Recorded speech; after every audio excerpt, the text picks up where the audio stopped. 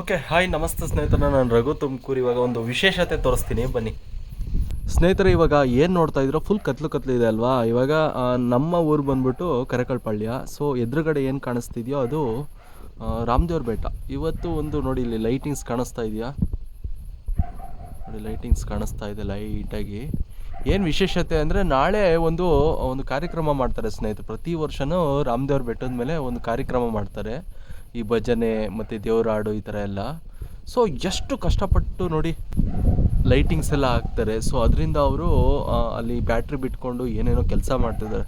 ನಿಜಕ್ಕೂ ನಮ್ಮ ಧರ್ಮ ಎಷ್ಟು ಅದ್ಭುತ ನೋಡಿ. ಮತ್ತು ಆ ಭಕ್ತಾದಿಗಳು ಎಷ್ಟು ಕಷ್ಟಪಡ್ತಿದ್ದಾರೆ ನೋಡಿ. ಇವಾಗ ಹತ್ತತ್ರ 8:30 9 ಗಂಟೆ ಆಯ್ತಾ ಬಂತು ನೋಡಿ, ಕಾಣಿಸ್ತಾ ಇದೆಯಾ ಬೆಟ್ಟದ ಮೇಲದು. ಆ ಬೆಟ್ಟದ ಮೇಲೆ ಎಷ್ಟು ಕಷ್ಟಪಡ್ತಿದ್ದಾರೆ ನೋಡಿ. ಮುಂದಿನ ದಿನಗಳಲ್ಲಿ ಈ ಒಂದು ಕಾರ್ಯಕ್ರಮ ಜಗತ್ತಿಗೆ ಗೊತ್ತಾಗಬೇಕು, ಆ ಥರ ನಾವು ಮಾಡಬೇಕು ಸ್ನೇಹಿತರೆ.